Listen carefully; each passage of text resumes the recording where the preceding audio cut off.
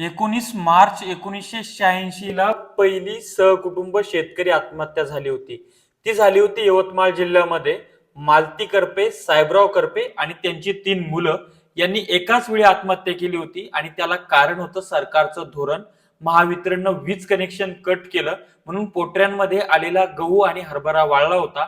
माझ्यावर ही वेळ आली, ही इतर कुणावरही येऊ नये म्हणून केलेली आत्महत्या. मात्र त्या आत्महत्येनंतर जो आत्महत्यांचा सिलसिला सुरू झाला तो नंतर 3, 4, 5, 10 लाखांवर गेलेला आहे. आणि तेव्हा देश हादरला होता त्या आत्महत्येमुळं.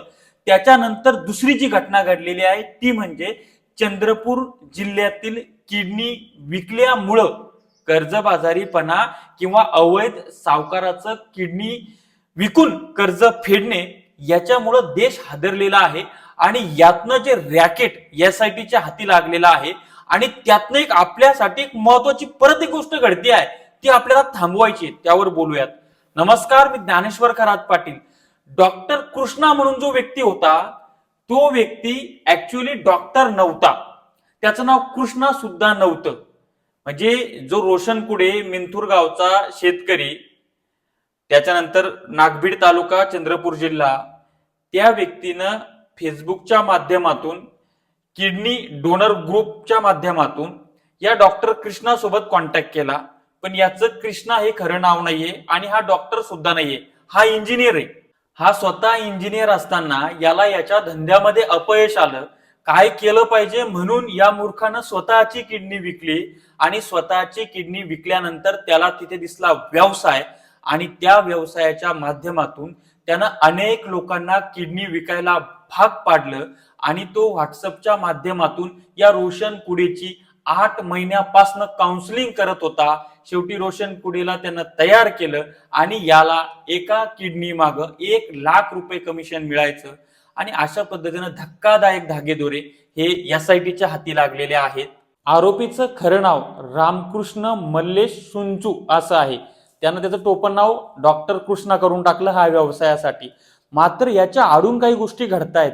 त्या गोष्टी काय आहेत तर प्रामुख्यानं देशभरातील त्यानं 10-12 लोकांना आतापर्यंत नेलेला आहे. कंबोडिया येथे नेऊन किडन्या त्यांनी काढलेल्या आहेत आणि तेथील कंबोडिया येथील मिलिटरी हॉस्पिटलमध्ये हा सगळा काळा बाजार चालायचा. आणि तेथील लोकांना ज्यांच्या किडन्या फेल झाल्यात त्या लोकांना ह्या किडन्या त्या ठिकाणी दिल्या जायच्या.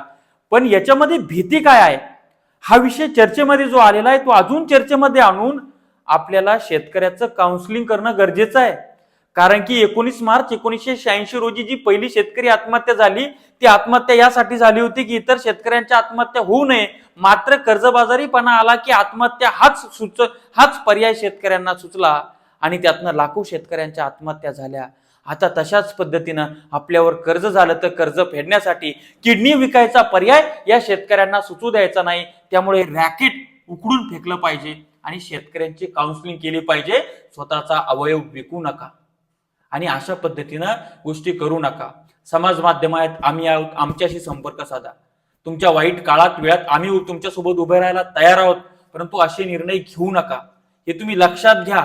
असे काही प्रकरण असतील तर कमेंट्स मध्ये सांगा, आपण त्याचा फॉलोअप घेऊ, आपण ते शेतकऱ्यातनं बाहेर काढू.